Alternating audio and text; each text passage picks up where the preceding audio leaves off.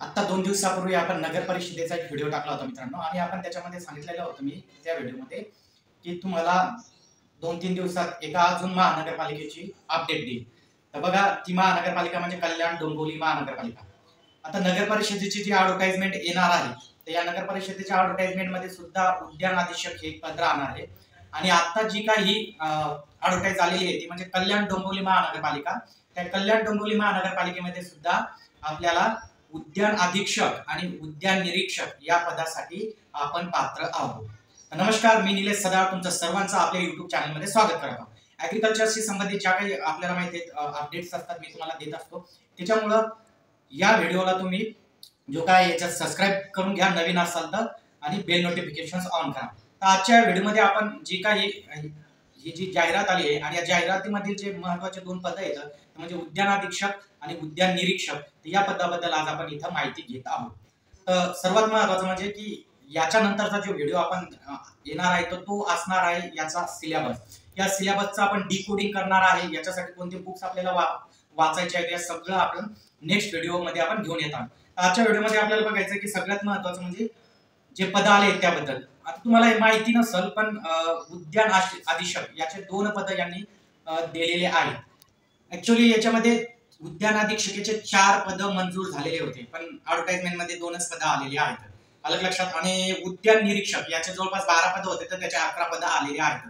पण अजून एक पद होतं त्याच्यातलं उपमुख्य उद्यान अधीक्षक याचं सुद्धा एक पद होतं, ते यांनी ॲडव्हर्टाइजमेंट मध्ये दिलं नाही पण ते एक पद होतं। म्हणजे या ॲडव्हर्टाइजमेंट मध्ये 3 पद होते, एक होतं उपमुख्य उद्यान अधीक्षक, त्याच्यानंतर उद्यान अधीक्षक आणि उद्यान निरीक्षक हे असे पद होते। तर बघा आता सगळ्यात प्रथम म्हणजे याची पात्रता काय आहे तर पात्रता आपल्याला माहिती आहे, या पात्रतामध्ये BSc agriculture, BSc horticulture, BSc forestry आणि बीएससी बॉटनी ह्या ज्या काही ब्रांच आहेत हे याच्यासाठी एलिजिबल आहेत, ही झाली याची पात्रता। त्याच्यानंतर सगळ्यात महत्त्वाचं म्हणजे परीक्षा कोण घेणार सर तर परीक्षा टीसीएस घेणार आहे आणि टीसीएस न आतापर्यंत या पदासाठी परीक्षा घेतलेल्या आहेत। फॉर एक्झाम्पल जर तुम्हाला सांगायचं की तुम्हाला पिंपरी चिंचवडची जी काही परीक्षा होती या पदासाठी ती घेतलेली आहे। त्याच्यानंतर पनवेल महानगरपालिका याची सुद्धा घेतलेली आहे, सोलापूरची जी महानगरपालिका आहे याची सुद्धा घेतलेली आहे आणि नागपूरचे वृक्ष अधिकारी, तर ह्या 4ही ज्या काही महानगरपालिकेच्या परीक्षा झालेल्या होत्या तर ह्या टीसीएस नच घेतलेल्या आहेत। आणि याचे सर्व पेपर आहेत ते आपल्या सदार ई ॲग्री प्लॅटफॉर्म या हे जे काही ऍप आहेत या ऍपला आपण अवेलेबल करून देत आहोत। प्लस तुम्हाला याच्या टेस्ट सिरीज आणि नोट सुद्धा या ऍपला मी लवकरच अवेलेबल करून देतो। तर हे झालं तुमचं की याचा पेपर बद्दल। त्याच्यानुसार एक महत्त्वाचं याच्यामध्ये बघा की उद्यान अधीक्षक याचं जर पे स्केल आहे म्हणजे सर सॅलरी किती असेल तर बघा याला S14 एवढी सॅलरी आहे। S14 म्हणजे जवळपास जर आपण नाही म्हटलं तर त्याची सॅलरी 38,600 तर 1,22,800 रुपये हे होत आहे 7व्या वेतन आयोगानुसार तुम्हाला एवढी सॅलरी या पदासाठी भेटणार आहे।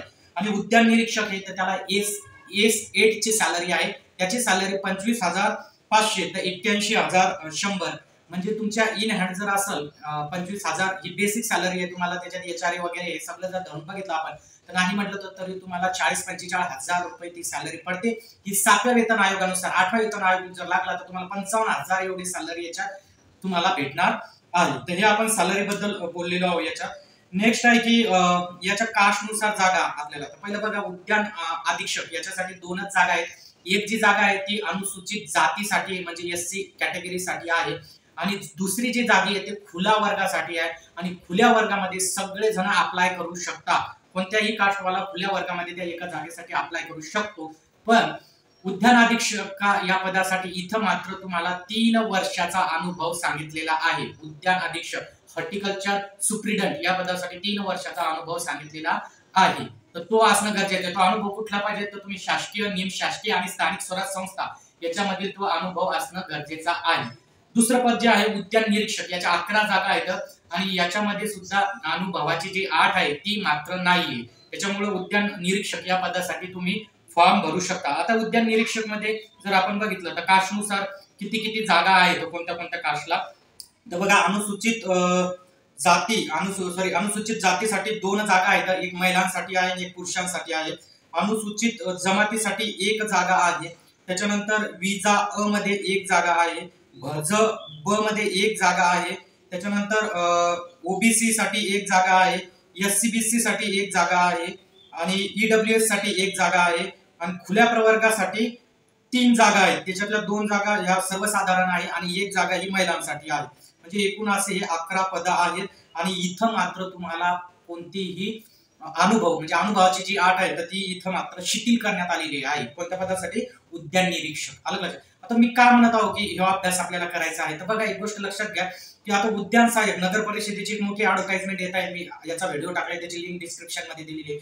उद्यान सहाय्यक जर तुम्ही विचार केला तर नगर परिषदेची ऍड आल्यानंतर उद्यान सहाय्यक या पद हे किती पद आहे त्याला आपल्याला ते समजेल. त्याच्यामुळे आपण जो अभ्यास करत आहे तो तुम्हाला तिथं सुद्धा उपयोगात येणार आहे. कुठं? नगर परिषदेमध्ये, नगरपंचायत आणि नगर परिषदेमध्ये. त्याच्यामुळं हे जे काही पद येत आहेत तर सध्या तरी आपल्याकडे ही अपॉर्च्युनिटी आहे, आपण ती अपॉर्च्युनिटी घेऊ. कारण तुमचा टेक्निकलचा अभ्यास झाल्याच्या नंतर हा तुम्हाला बाकीच्या पदासाठी सुद्धा कामात येणार आहे.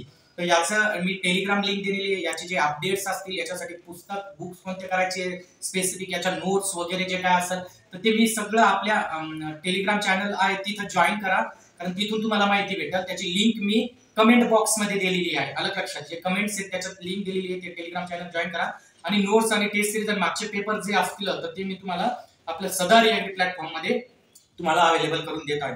तर अजून 2 ते 3 ऍडव्हर्टाइजमेंट महानगरपालिकेच्या येऊ शकतात, त्याची लवकरच मी तुम्हाला अपडेट देईल. आज आपण इथं थांबू. नक्कीच व्हिडिओ आवडला असेल तर लाईक करा, शेअर करा. जे याच्यासाठी पात्र आहेत त्यांना तो व्हिडिओ शेअर करा. तर आज आपण इथेच थांबू. ओके.